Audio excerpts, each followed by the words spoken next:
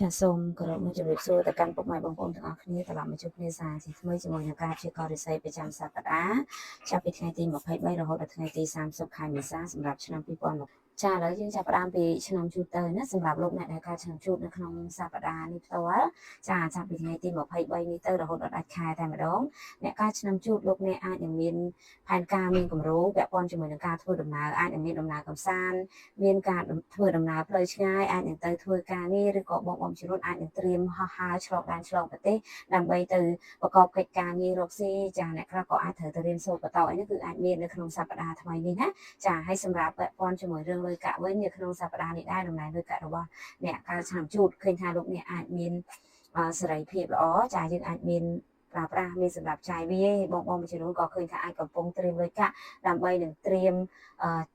ចាត់ចែងនៅកម្មវិធីមង្គលអីមួយចាបងចំនួនអាចថាកំពុងតែត្រៀមលុយដើម្បីរៀបចំពិធីមង្គលការរៀបចំពិធីខួបកំណើតចាអាចនឹងត្រូវចំណាយលុយទៅលើការរៀបចំកម្មវិធីមង្គលផ្សេងៗណាសម្រាប់លោកអ្នកដែលកើតឆ្នាំជូតចាហើយសម្រាប់រឿងសុខភាពវិញនៅក្នុងសប្តាហ៍នេះសុខភាពរបស់អ្នកកើតឆ្នាំជូតលោកអ្នកត្រូវប្រយ័ត្នពាក់ព័ន្ធជាមួយនឹងជំងឺចាស់ៗរបស់យើងចាអាចមានឱកាសមានបញ្ហាជំងឺចាស់ៗឬឡើងត្រឡប់មកវិញហើយប្រយ័ត្នមួយទៀតគឺលោកអ្នកអាចមានឱកាសមានរបួសអាចនឹងមានឈាមចេញពីសាច់ឬបងចំនួនអាចមានការទៅឆែកសុខភាពនៅទីពេទ្យអាចមានការជួសឈាមត្រួតពិនិត្យឈាមអីនេះគឺអាចមានណាចាហើយសម្រាប់ពាក់ព័ន្ធនឹងរឿងការងារឃើញថាដំណើរការងាររបស់អ្នកកើតឆ្នាំជូតបងមួយចំនួនឃើញថាកំពុងអាចរងចាំដំណឹងរឿងការងារចាអ្នកដែលកំពុងស្វែងរកការងារធ្វើឬរងចាំដំណឹងរឿងការងារអីនៅក្នុងសប្តាហ៍នេះឃើញថានៅមិនទាន់ទទួលបានដំណឹងទេឃើញថាលោកអ្នកនៅមានលេខរងចាំដល់ហើយហើយបងដែលកំពុងដាក់ស្នើអីមួយនៅកន្លែងការងាររបស់យើងអញ្ចឹងណាចាដាក់សំណើអីមួយទៅកាន់ថ្នាក់លើក៏អាចត្រូវរងចាំសិនដែរចាពាក់ព័ន្ធនឹងការរកស៊ីវិញនៅក្នុងសប្តាហ៍នេះដំណើរការនៃការរកស៊ីរបស់អ្នកឃើញថាមានភាពរអាក់រអួលបន្តិចហើយចាហើយក៏ឃើញថាមានអ្នកចាំប្រកួតប្រជែងជាមួយយើងច្រើនអញ្ចឹងគួរតែបន្ថែមការប្រុងប្រយ័ត្នណាចាជាពិសេសបងដែលលក់ដូរនៅនឹងកន្លែងចាពាក់ព័ន្ធជាមួយនឹងគ្រឿងហូបចុកអីហ្នឹងចាអាចនឹងមានគេហៅថាអ្នករកស៊ីដូចគ្នាលក់ដូរដូចគ្នាអញ្ចឹងចាំប្រកួតប្រជែងជាមួយយើងអាចរកវិធីប្រកាច់ប្រកួតគេជាមួយយើងក៏អាចមានដែរអញ្ចឹងគួរតែប្រយ័ត្នសម្រាប់ពាក់ព័ន្ធជាមួយនឹងរឿងស្នេហាឬក៏ជីវិតគូវិញនៅក្នុងសប្តាហ៍នេះជីវិតគូរបស់លោកអ្នកដែលកើតឆ្នាំជូតចាស្នេហារបស់លោកអ្នកឃើញថាមានបច្ចេកទេសតាក់ទងល្អមានការយោគយល់អធ្យាស្រ័យឃើញថាលោកអ្នកអាចនឹងមានផែនការមានគម្រោងរួមគ្នាដូចជំរាបមិនចឹងណាឃើញថាយើងអាចនឹងត្រៀមលុយកាក់ដើម្បីរៀបចំរឿងអីមួយចាមិនថាជាគំនិតចាប់ផ្ដើមរកស៊ីជាគំនិតពាក់ព័ន្ធជាមួយនឹងការរៀបចំពិធីមង្គលអីផ្សេងៗគឺអាចមានចាហើយសម្រាប់បងដែលកំពុងតែមានបញ្ហាជួបប្រកែកគ្នានឹងចូលដល់សប្តាហ៍នេះក៏យើងអាចនឹងល្អប្រសើរមកវិញដែរចារឿងដែលលោកអ្នកគួរប្រុងប្រយ័ត្ននៅក្នុងសប្តាហ៍នេះដែរហាមដាច់ខាតណាកុំឲ្យអ្នកណាខ្ចីលុយចាបើមិនចឹងទេប្រយ័ត្នអាចខាតបង់នឹងមានបញ្ហាដោយសារគេចាហើយចុងក្រោយពាក់ព័ន្ធនឹងការធ្វើបុណ្យគឺលោកអ្នកអាសាធ្វើបុណ្យជាមួយនឹងការបរិច្ចាគជាសម្ភារៈចាស់ដែលយើងជប់ប្រើអីចឹងមិនថាកាតាបកាអាវស្បែកជើងអីហ្នឹងបើយើងជប់ប្រើអីបរិច្ចាគឲ្យគេទៅដើម្បីលើករាសីណាពណ៌លើករាសីរបស់អ្នកកើតឆ្នាំជូតគឺមានពណ៌ទឹកប៊ិចនិងពណ៌សចាលេខសំណាងរបស់លោកអ្នកគឺមានលេខ50ចាឥឡូវយើងបន្តមកទៀតចូលដល់លោកអ្នកដែលកើតឆ្នាំឆ្លូវសម្រាប់លោកអ្នកដែលកើតឆ្នាំឆ្លូវនៅក្នុងសប្តាហ៍នេះចាលោកអ្នកអាចមានអារម្មណ៍ថាលោកអ្នកហៀងហត់នឿយបន្តិចណាចាយើងត្រូវគិតត្រូវរៀបចំត្រូវបែងចែករឿងគ្រប់យ៉ាងអាចនឹងព្យាយាមចូលមកក្នុងពេលតែមួយអញ្ចឹងណាអញ្ចឹងធ្វើលោកអ្នកអាចថាត្រូវគិតច្រើនតែម្ដងហើយនៅក្នុងសប្តាហ៍នេះបើរឿងលុយកាក់វិញឃើញថាលោកអ្នកអាចមានការសែនសំការសំចៃអ្វីដែលធ្លាប់ចំណាយធំលើកមួយក៏លោកអ្នករៀងកាត់បន្ថយចឹងទៅចាអញ្ចឹងឱកាសនេះលោកអ្នកអន្សំចៃបានកាន់តែច្រើនគឺកាន់តែល្អព្រោះដោយសារសប្តាហ៍នេះលោកអ្នកអាចត្រូវមានការចំណាយច្រើនបើមិនជាយើងចាយវាផ្ដេសផ្ដាស់ទៀតនឹងធ្វើឲ្យយើងអាចជួបបញ្ហាខ្វះខាតបានអញ្ចឹងការសំចៃនេះគឺល្អបំផុតណាចាហើយសម្រាប់រឿងសុខភាពវិញនៅក្នុងសប្តាហ៍នេះលោកអ្នកអាចមានអារម្មណ៍ថាយើងរៀងចុករយតាមរាងកាយណាហើយមួយទៀតគឺប្រយ័ត្នរឿងការធ្វើដំណើរការបើកបរបន្តិចនៅក្នុងសប្តាហ៍នេះអាចមានបញ្ហាតាមផ្លូវដូចថាយើងជិះអាចឡានម៉ូតូរបស់យើងត្រូវខូចអញ្ចឹងទៅអាចមានបញ្ហាការប៉ះពាល់ផ្សេងក៏អាចកើតមានដែរចឹងគួរប្រយ័ត្នណាចាសម្រាប់ពាក់ព័ន្ធជាមួយរឿងការងារវិញបងដែលមានការងារជាប្រចាំឃើញថាការងាររបស់លោកអ្នកអាចនៅរក្សាលំនឹងបានហើយបងដែលដូចថាកំពុងស្វែងរករឿងការងារអាចមានដំណឹងល្អរឿងការងារនៅក្នុងសប្តាហ៍នេះចាសម្រាប់ការរកស៊ីឃើញថាលោកអ្នកអាចមានការជួញដូរផ្លូវឆ្ងាយច្រើនអញ្ចឹងពាក់ព័ន្ធនឹងមុខរបរឬការលក់ដូររកស៊ីបើលោកអ្នកអាចថាទៅរកនៅទីឆ្ងាយយើងអាចនឹងកាត់កោបជាងហើយនៅក្នុងសប្តាហ៍នេះការរកស៊ីការលក់ដូររបស់អ្នកឃើញថាមានដំណើរការទៅមុខជាធម្មតាណាចាគាត់ថាយើងជួញដូរនៅទីឆ្ងាយវាអាចនឹងកាត់កោបច្រើនជាងចាហើយពាក់ព័ន្ធនឹងរឿងស្នេហាឬក៏ជីវិតគូវិញនៅក្នុងសប្តាហ៍នេះ ជីវិតគូរបស់លោកអ្នកគឺអាចចាប់ផ្ដើមមានអារម្មណ៍គឺសង្ស័យគ្នាចាលោកអ្នកហ្នឹងក៏អាចបន្ទុកចិត្តដៃគូនោះក៏បន្ទុកចិត្តលោកអ្នកចេះតែមានរឿងគេហៅថាមិនជឿជាក់លើគ្នាអីចឹងណាក៏អាចកើតចេញជាអារម្មណ៍ចាប់កំហុសគ្នាទៅវិញទៅមកអញ្ចឹងឱកាសនេះហាមលាក់បាំងហាមមានចិត្តគេហៅថាសង្ស័យគ្នាមានរឿងអីយើងនិយាយគ្នាទៅបើមិនទេអាចធ្វើឲ្យជីវិតគូរបស់អ្នកអាចនឹងមានបញ្ហាប្រឆាំងបានចាហើយលោកអ្នកដែលនៅទីនេះវិញនៅក្នុងសប្តាហ៍នេះឃើញថាអាចនឹងមានមនុស្សត្រូវចិត្តអាចនឹងព្យាយាមចូលមកណាចាអាចថាចង់បង្កើតតំណែងចង់ភ្ជាប់ចំណងនិស្ស័យអីហ្នឹងគឺអាចនឹងមានហើយសម្រាប់លោកអ្នកដែលកើតឆ្នាំឆ្លូវចាពាក់ព័ន្ធជាមួយនឹងរឿងដែលលោកអ្នកគួរប្រុងប្រយ័ត្នបំផុតនៅក្នុងសប្តាហ៍នេះដែរឃើញថាលោកអ្នកត្រូវប្រយ័ត្នពាក់ព័ន្ធជាមួយនឹងការទៅជួយយកអាសាគេជាពិសេសគឺការទៅចេញមុខធានារឿងអីមួយអីទេណាចាប្រយ័ត្នអាចមានបញ្ហារសារគេនឹងតតែម្ដងចុងក្រោយការធ្វើបុណ្យរបស់លោកអ្នកគឺអាសាធ្វើបុណ្យមួយការជួយតាមនីតិពេទ្យណាដើម្បីជាការលើករាសីពណ៌លើករាសីរបស់លោកអ្នកគឺមានពណ៌ផ្កាឈូកហើយនិងពណ៌សាច់លេខសំណាងរបស់លោកអ្នកគឺមាន41ចាសម្រាប់តមកទៀតចូលដល់លោកអ្នកដែលកើតឆ្នាំខាលសម្រាប់លោកអ្នកដែលកើតឆ្នាំខាលនៅក្នុងសប្តាហ៍នេះចាលោកអ្នកអាចមានអារម្មណ៍ថាលោកអ្នកមានជំនឿចិត្តមានទំនុកចិត្តមានភាពជឿជាក់លើខ្លួនឯងនៅក្នុងសប្តាហ៍នេះដែរមិនថាលោកអ្នកមានរឿងអីទេគឺថាលោកអ្នកអត់ព្រមចោះចាញ់ឯខាតលោកអ្នកនៅតែអាចប្រឈមមុខនៅតែអាចដោះស្រាយបានហើយនៅក្នុងសប្តាហ៍នេះគឺថាបើសិនជាលោកអ្នកមានបញ្ហាឬមានចំនួនអីមួយជាមួយអ្នកណាម្នាក់ក៏ដោយចាឃើញថាអ្នកដែលជាគូបដិបត្តិយើងអាចនឹងត្រឡប់មកសុំទោសឬក៏អាចថាគេអាចនឹងដឹងពីកំហុសចឹងទៅអាចនឹងគេថាមានទំនួលខុសត្រូវចំពោះបញ្ហាដែលមានជាមួយយើងណាចាអញ្ចឹងមាននឹងអីក៏លោកអ្នកអាចមានឱកាសទទួលបានជោគជ័យឬអាចថាយើងអាចមានប្រៀបលើគេដែរចាហើយសម្រាប់ពាក់ព័ន្ធជាមួយនឹងអ្នកការឆ្នាំខាលបើសិនជាលោកអ្នកកំពុងជាប់ពាក់ព័ន្ធនឹងរឿងច្បាប់រឿងក្តីក្តាមឬការប្តឹងផ្សេងឃើញថាលោកអ្នកអាចមានឱកាសសង្ឃឹមច្រើនថាយើងនឹងទទួលបានជោគជ័យណានៅក្នុងសប្តាហ៍នេះចារឿងលុយកាក់វិញគឺថាយើងអាចស្មុគស្មាញបន្តិចណាដោយសារលោកអ្នកគេហៅថាចូលតាមមុខចេញតាមក្រោយរឿងលុយកាក់នៅក្នុងសប្តាហ៍នេះយើងអាចមានការចំណាយច្រើនហើយលោកអ្នកអាចថាព្យាយាមដោះស្រាយពីមួយរឿងចូលមកមួយរឿងជាបន្តបន្ទាប់ចឹងទៅចាប៉ុន្តែយើងមិនរាំងស្ទះទេគាត់ថាយើងអាចនឹងមិនសល់អីចឹងណាចាហើយសម្រាប់ពាក់ព័ន្ធជាមួយរឿងលុយកាក់នេះដែរនៅក្នុងសប្តាហ៍នេះឃើញថាអ្នកកើតឆ្នាំខាលអាចមានឱកាសនឹងចំណាយលុយកាក់ទៅលើរឿងផ្ទះសម្បែងអាចនៅក្នុងបរិវេណផ្ទះរបស់លោកអ្នកជាពិសេសពាក់ព័ន្ធនឹងបញ្ហាភ្លើងចាមានការដាច់ខ្សែភ្លើងដាច់អំពូលភ្លើងមានការជួសជុលនៅក្នុងផ្ទះនេះគឺអាចមានណាចាអញ្ចឹងអាចត្រូវអស់លុយទៅលើការជួសជុលរៀបចំពាក់ព័ន្ធនឹងប្រព័ន្ធភ្លើងអីហ្នឹងនៅក្នុងផ្ទះរបស់យើងចាហើយសម្រាប់រឿងសុខភាពឃើញថាលោកអ្នកប្រយ័ត្នជាមួយនឹងរបស់ក្តៅតិចណាចាអាចប្រយ័ត្នរលាកភ្លើងអីហ្នឹងគឺអាចមានចាសម្រាប់ពាក់ព័ន្ធជាមួយរឿងការងារលោកអ្នកដែលមានការងារជាប្រចាំនៅក្នុងសប្តាហ៍នេះការងាររបស់អ្នកឃើញថាលោកអ្នកអាចមានឱកាសល្អៗច្រើនហើយលោកអ្នកក៏ឃើញថាមានការប្រឹងប្រែងមានការព្យាយាមស្វែងចាប់យកឱកាសល្អៗនេះដែរអញ្ចឹងឱកាសនេះលោកអ្នកកាន់តែប្រឹងប្រែងគឺយើងកាន់តែជោគជ័យហើយលោកអ្នកអាចមានលាភសំណាងពីការងារដូចគ្នាពាក់ព័ន្ធនឹងការរកស៊ីនៅក្នុងសប្តាហ៍នេះការរកស៊ីក៏ឃើញថាយើងអាចមានឱកាសថ្មីឱកាសល្អៗចូលមកច្រើនណាអញ្ចឹងការលក់ដូរការរកស៊ីសប្តាហ៍នេះក៏ឃើញថាយើងអាចមានភាពកាក់កបដែរសម្រាប់ពាក់ព័ន្ធជាមួយនឹងរឿងស្នេហាឬក៏ជីវិតគូលោកអ្នកដែលមានដៃគូណានៅក្នុងសប្តាហ៍នេះគឺថាជីវិតគូរបស់លោកអ្នកអាចមានការព្រមព្រៀងការសន្យាឬក៏អាចថាមានការស្វែងរកដំណោះស្រាយមួយរួមគ្នានឹងធ្វើឲ្យលោកអ្នកអាចនឹងមានច្រកចេញសម្រាប់រឿងជីវិតគូរបស់អ្នកបងដែរគឺថាកំពុងឆ្លោះប្រកែកគ្នាចឹងទៅក៏យើងអាចមានឱកាសនឹងមានការផ្សះផ្សាគ្នាវិញបានឬក៏បងដែរមានបញ្ហាហើយមិនចង់បន្តទៀតអាចថាមានការប្តឹងផ្ដាល់ការលែងលះអីមួយហ្នឹងក៏អាចថាយើងអាចនឹងបញ្ចប់ពាក់ព័ន្ធជាមួយនឹងការលែងលះនេះបានចាអាចថាយើងអាចចែកផ្លូវគ្នាបានសម្រាប់អីអញ្ចឹងណាបើសិនជាបងដែរតាំងចិត្តថាយើងមិនចង់ជួបគ្នាយើងចង់បញ្ចប់តែម្ដងអាចមានឱកាសនឹងបញ្ចប់បានចាហើយបើសិនជាបងដែរ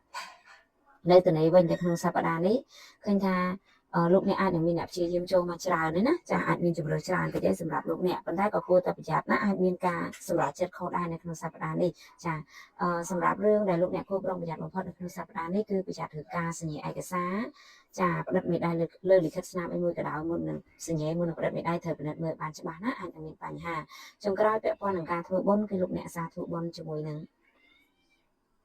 ការបរិច្ចាគជាសម្ភារៈរៀនសូត្រណាទៅដល់អ្នកដែលគេហើយក្មេងៗដែលគាត់ខ្វះខាតដើម្បីលើករាសីរបស់យើងពណ៌លើករាសីរបស់អ្នកគឺមានពណ៌សហើយលេខសំណាងរបស់អ្នកគឺលេខ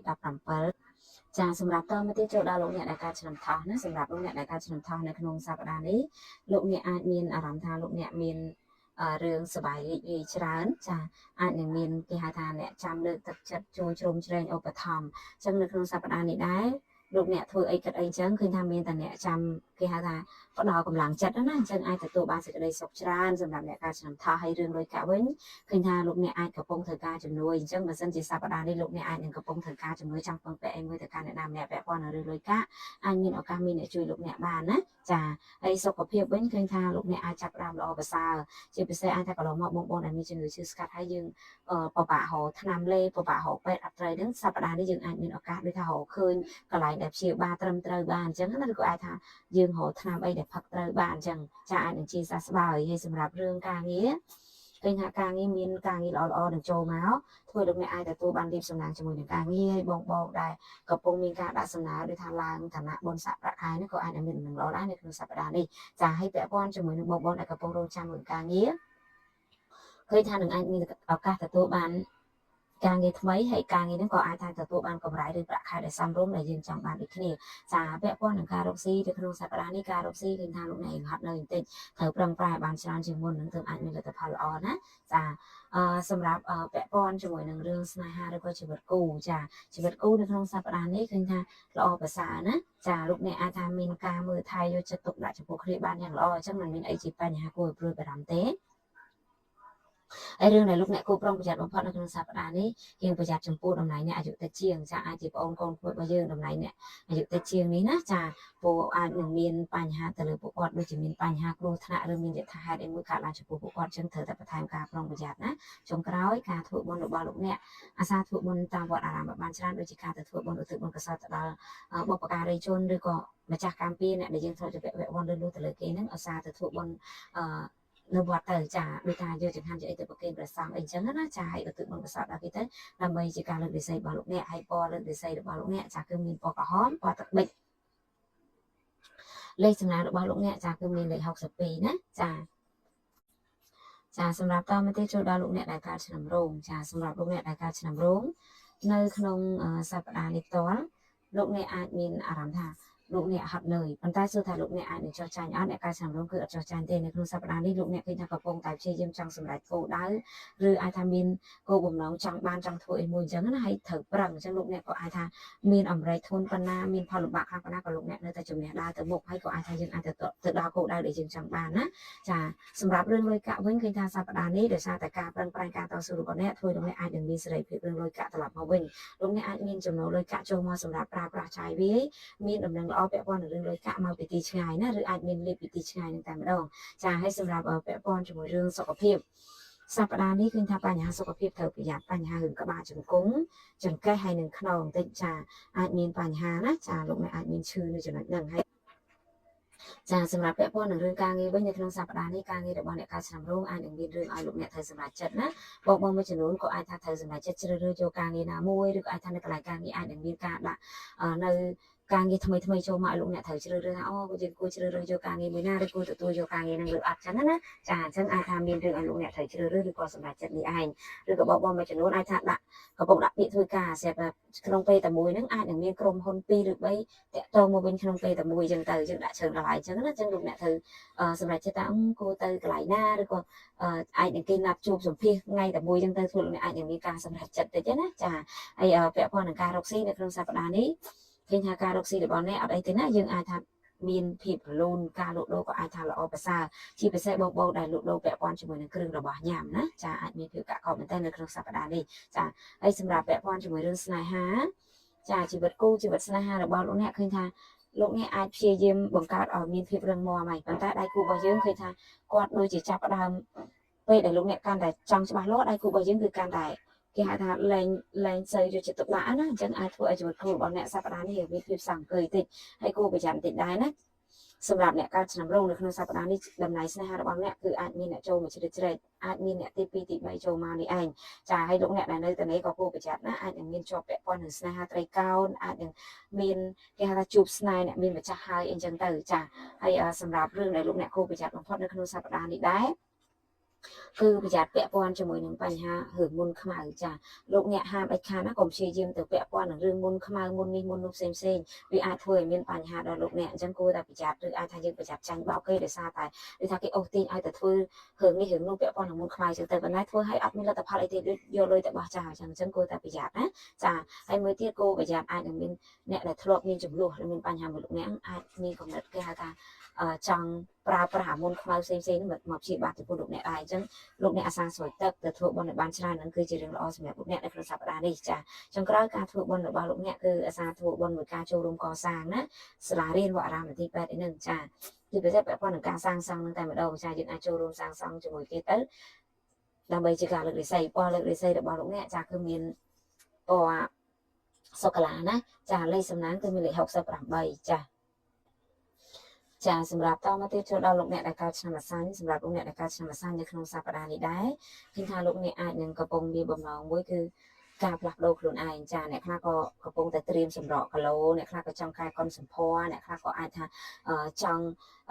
់ផ្លាស់ប្ដូរការរៀបចំតុបតែងខ្លួនអីហ្នឹងគឺអាចមានចានិយាយទៅយើងមានផ្នែកកំណត់ថ្មីចូលមកណាចាហើយបើរឿងលុយកាក់វិញសប្តាហ៍នេះឃើញថាលោកអ្នកអាចមានការចំណាយច្រើនទៅលើរឿងសុខភាពអញ្ចឹងគួរប្រយ័ត្នតិចដែរណាចាហើយសម្រាប់ឱកាសនេះពាក់ព័ន្ធនឹងរឿងលុយកាក់បើសិនជាលោកអ្នកជួបបញ្ហាមួយឃើញថាលេខជំនួយរបស់យើងមានអញ្ចឹងលោកអ្នកអាចមានឱកាសដូចថាទទួលបានការជួយជ្រោមជ្រែងពីអ្នកជុំវិញខ្លួនចា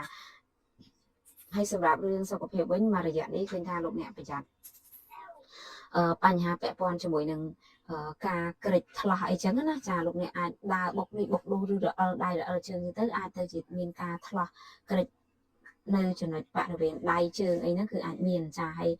យមួយទៀតគឺបើសិនជាលោកអ្នកដូចថាមានការទៅធ្វើដំណើរឬក៏ទៅរងចាំនៅកន្លែងណាមួយណាចាដែលមានកន្លែងថាមានគេសាងសង់អីផ្សេងគួរកុំទៅក្បែរកន្លែងនេះសោះវាអាចមានគ្រោះថ្នាក់ដល់យើងហើយសម្រាប់ពាក់ព័ន្ធនឹងសុខភាពនេះដែរលោកអ្នកក៏គួរប្រយ័ត្នទៅឆែកសុខភាពបានជាប្រចាំផងដែរណាព្រោះដោយសារអាចមាន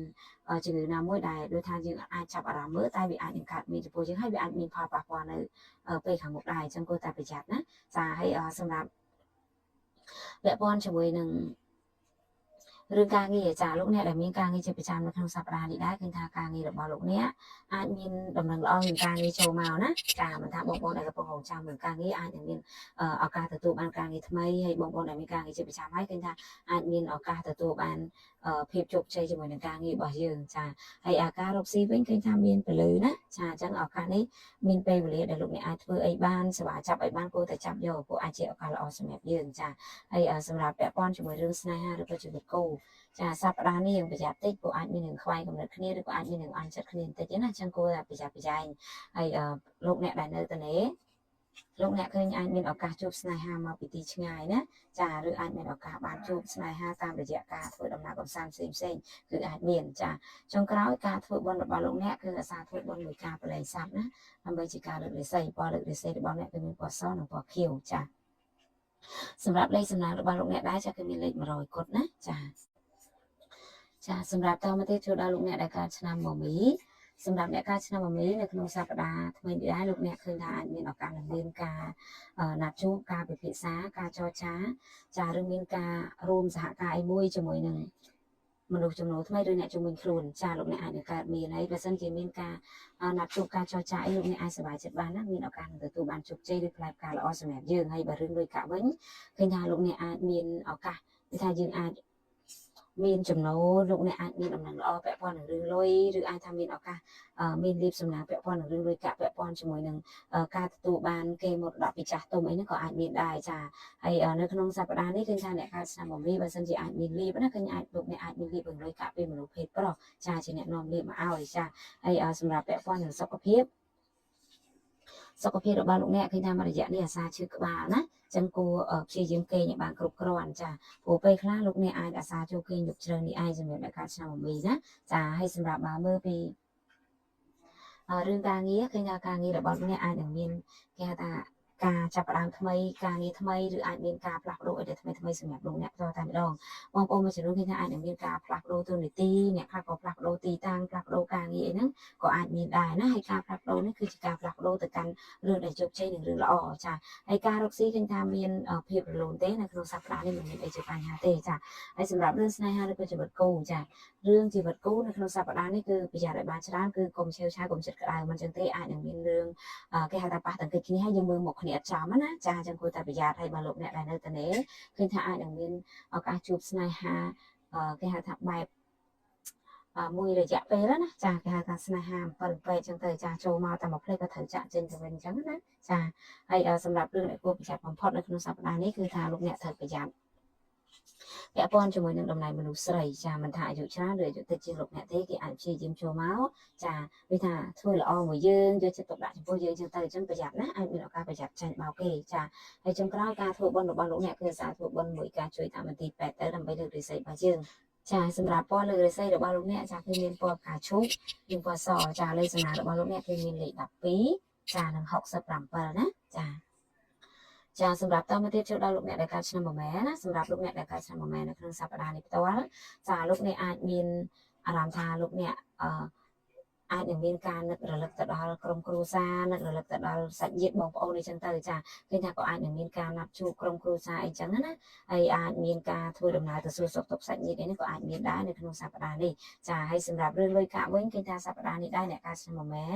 លោកអ្នកអាចកំពុងមានការរងចាំចាអាចថាកំពុងរងចាំដំណឹងរឿងលុយកាក់អ្នកខ្លះក៏ចាំដំណឹងរឿងលុយកាក់ដែលគេសងត្រឡប់មកវិញអ្នកខ្លះក៏រងចាំដំណឹងរឿងលុយកាក់ដែលកំពុងស្នើទៅគេអញ្ចឹងទៅអ្នកខ្លះក៏កំពុងដាក់ស្នើទៅធនាគារអញ្ចឹងណាអាចនឹងមានលេខរងចាំសិនចាអញ្ចឹងបើសិនជាលោកអ្នកដូចថាកំពុងរងចាំសួរថាអាចមានដំណឹងអត់នៅក្នុងសប្តាហ៍នេះយើងអាចនឹងមានដំណឹងអាចជាពិសេសរៀងចិត្តចុងសប្តាហ៍ណាចាលោកអ្នកអាចមានឱកាសទទួលបានដំណឹងដែលគេតាក់ទងត្រឡប់មកវិញថាគេសងយើងឬអត់គេជួយយើងឬអត់ចឹងអាចនឹងមានណាចាហើយសម្រាប់ពាក់ព័ន្ធរឿងសុខភាពមួយរយៈនេះអ្នកកើតឆ្នាំប្រម៉ែលោកអ្នកចូលចិត្តចូលគេងយប់ជ្រៅចាអញ្ចឹងធ្វើឲ្យលោកអ្នកអាចថាគេងមិនគ្រប់គ្រាន់អាចនឹងមានបញ្ហាអត់សូវមានកម្លាំងកំហែងក្នុងខ្លួនអានោះគឺអាចមានណាចាហើយសម្រាប់មួយទៀតពាក់ព័ន្ធនៅក្នុងសប្តាហ៍នេះដែរលោកអ្នកត្រូវប្រយ័ត្នមួយទៀតណាចាការវេលុយបាញ់លុយតាមទូរស័ព្ទអីហ្នឹងគួរតែប្រយ័ត្នប្រយែងអាចមានការវេខោបាញ់ខោអីចឹងណាឬក៏លោកអ្នកត្រូវទៅដាក់លុយនៅតាម ATM អីមួយហ្នឹងក៏គួរប្រយ័ត្នដែរចាអាចមានបញ្ហាណាចាហើយសម្រាប់ពាក់ព័ន្ធជាមួយនឹងរឿងការងារចាការងាររបស់លោកអ្នកឃើញថាសប្តាហ៍នេះឃើញថាលោកអ្នកអាចព្យាយាមចិត្តតិចឲ្យបានច្រើនអាចនឹងមានឱកាសជោគជ័យជាមួយការងារប៉ុន្តែបើលោកអ្នកចិត្តក្តៅចិត្តឆេវឆាវវាធ្វើឲ្យយើងខាតបង់ណាចាហើយសម្រាប់ពាក់ព័ន្ធនឹងការរកស៊ីនៅក្នុងសប្តាហ៍នេះឲ្យតែលោកអ្នកយកចិត្តទុកដាក់ឃើញថាលោកអ្នកអាចនឹងមានឱកាសជោគជ័យបានណាចាសម្រាប់រឿងស្នេហាឬក៏ជីវិតគូអ្នកកើតឆ្នាំមមែសប្តាហ៍នេះឃើញថាដំណើរជីវិតគូរបស់លោកអ្នកអាចគេហៅថាមានភាពនឹងណជាងមុនចាជីវិតគូលោកអ្នកអាចមានការយោគយល់ការអធិស្ឋានគ្នាបានយ៉ាងល្អប៉ុន្តែគួរប្រយ័ត្នគឺអាចមានបញ្ហាដោយសារអ្នកខាងក្រៅឬអាចថាមានបញ្ហាដោយសាររឿងសាច់ញាតិដែរចឹងគួរតែប្រយ័ត្នណាហើយលោកអ្នកដែលនៅតែនេះឃើញហើយចាគឺអាចមានគេថាអ្នកចូលមកបែបលេងសើចទេចាអញ្ចឹងឱកាសនេះកុំបញ្ញាប់ជឿឬទុកចិត្តអ្នកណាឲ្យសោះព្រោះដោយសារអ្នកចូលមកក្នុងពេលនេះពីច្រើនឃើញថាគេមានចិត្តមិនស្មោះត្រង់ណាចាហើយសម្រាប់ពាក់ព័ន្ធជាមួយរឿងដែលលោកអ្នកគួរប្រយ័ត្នបំផុតចាគឺប្រយ័ត្នរឿងការទុកដាក់របស់ណាចាជារបស់មានតម្លៃក៏ដោយរបស់មិនសូវមានតម្លៃក៏ដោយទុកដាក់ឲ្យចាំដៃណាចាអាចថាមានឱកាសវិញដៃបាត់រកអត់ឃើញចាហើយចុងក្រោយការធ្វើបុណ្យរបស់លោកអ្នកគឺសារធ្វើបុណ្យជាមួយអ្នកពិការភ្នែកចាពិការភ្នែកនិយាយទៅអាចថាគាត់ជាប្រភេទអ្នកដែលមានបញ្ហាពិការណាចាមិនថាពិការភ្នែកឬក៏គាត់ពិការតិចអីហ្នឹងចាដូចថាយើងឃើញពាក់ព័ន្ធជាមួយនឹងជនពិការហ្នឹងយើងអាចធ្វើបុណ្យពួកគាត់ទៅដើម្បីលើករាសីរបស់យើងចាហើយចុងក្រោយការពណ៌លើករាសីរបស់អ្នកគឺមានពណ៌ឈាមជ្រូកចាលេខសំណាងគឺមានលេខ56ណាចាសម្រាប់តទៅទៀតចូលដល់លោកអ្នកដែលកើតឆ្នាំវកសម្រាប់លោកអ្នកដែលកើតឆ្នាំវកនៅក្នុងសប្តាហ៍នេះចាលោកអ្នកអាចប្រយ័ត្នពាក់ព័ន្ធជាមួយនឹងរឿងអារម្មណ៍លោកអ្នកអាចឆាប់ខឹងឆាប់ឆេវឆាវឆាប់ច្រឡោតណាចឹងគួរប្រយ័ត្នបើសិនជាលោកអ្នកចិត្តត្រជាក់រឿងធំអាចខ្លាចជារឿងតូចឬតូចស្ទើរតែមិនកើតចំពោះលោកអ្នកទេចាហើយនៅក្នុងសប្តាហ៍នេះអ្នកកើតឆ្នាំវកមានបងមួយចំនួនឃើញថាអាចកំពុងតែជាប់ពាក់ព័ន្ធជាមួយនឹងរឿងច្បាប់រឿងក្តីក្តាមការប្តឹងផ្តល់អីផ្សេងឃើញថាអាចនឹងមានការកោះហៅហើយចាដូចថាលោកអ្នកអាចថាតតាំងនឹងក្តីនឹងមកយូរហើយប៉ុន្តែមិនទាន់មានការដោះស្រាយអីចឹងសប្តាហ៍នេះឃើញថាអាចនឹងត្រូវមានគេក៏ហៅទៅចរចាដើម្បីដោះស្រាយពាក់ព័ន្ធនឹងរឿងក្តីក្តាមហ្នឹងហើយឃើញថាយើងអាចត្រូវចំណាយលុយកាក់ទៅលើរឿងក្តីនេះបន្ថែមទៀតណាចាហើយសម្រាប់ពាក់ព័ន្ធជាមួយរឿងលុយកាក់ដែរឃើញថាលោកអ្នកអាចព្យាយាមគេហៅថាសំចៃមែនតើចាដូចថាយើងអាចព្យាយាមទុកដាក់ឲ្យមាន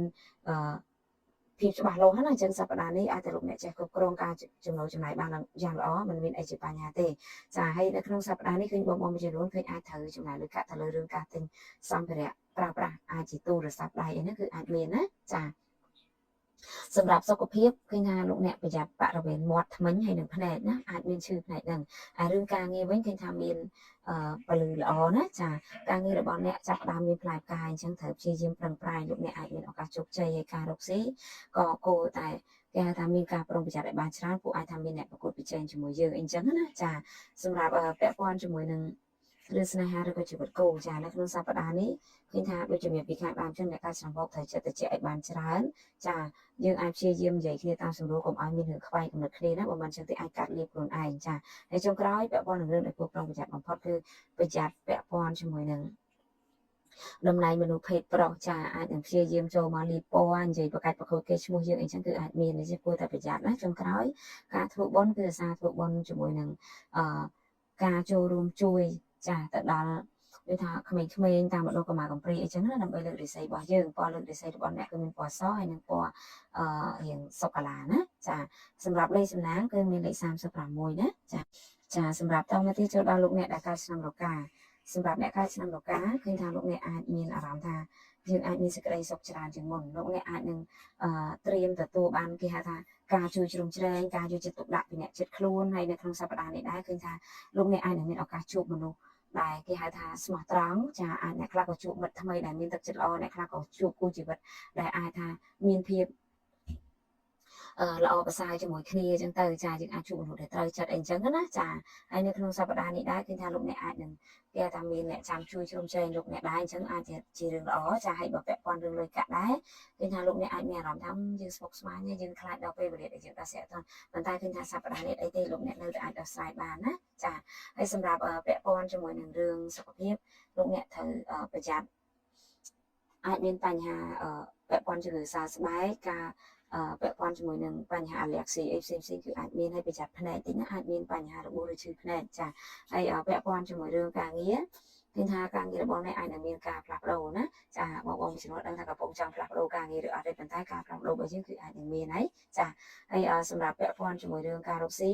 គឺថាលោកអ្នកមានអារម្មណ៍ថាមានសម្ពាធតិចណាដោយសារដូចថាការលក់ដូរកន្លែងលក់ដូររបស់យើងដូចមិនសូវអំណាចផលធ្វើលោកអ្នកដូចថាទៅបានតែមួយហប់ទៅមិនបានដូចចិត្តអីចឹងណាចាអញ្ចឹងអត់ធ្ងន់តិចចាហើយសម្រាប់ពាក់ព័ន្ធជាមួយរឿងស្នេហាឬក៏ជីវិតគូចាសប្តាហ៍នេះជីវិតគូ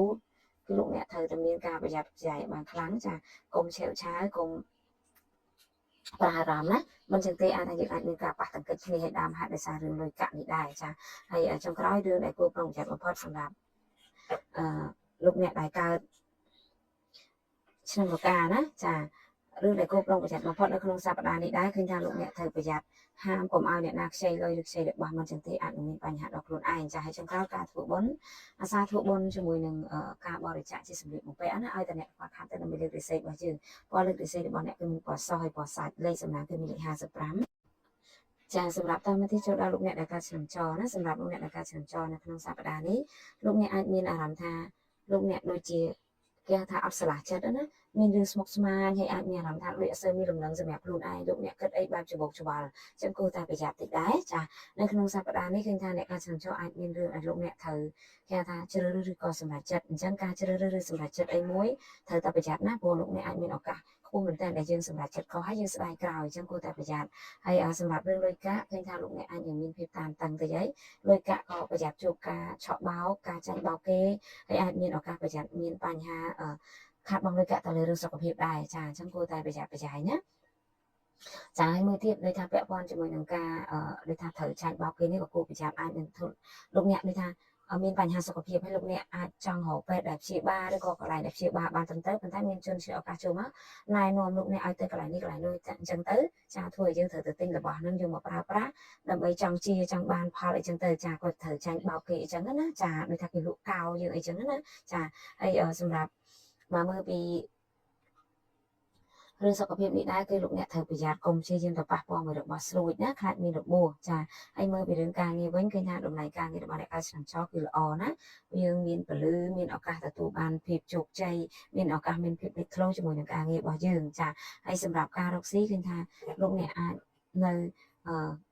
មានដំណឹងអាចមានការ ជួយគ្នាទៅវិញទៅមកពាក់ព័ន្ធនឹងការបង្កើតមុខរបរឬក៏អាជីពថ្មីនេះក៏អាចមានដែរចាហើយសម្រាប់ពាក់ព័ន្ធជាមួយរឿងស្នេហាឬក៏ជីវិតគូណានៅក្នុងសប្តាហ៍នេះដែរឃើញថាជីវិតគូរបស់លោកអ្នក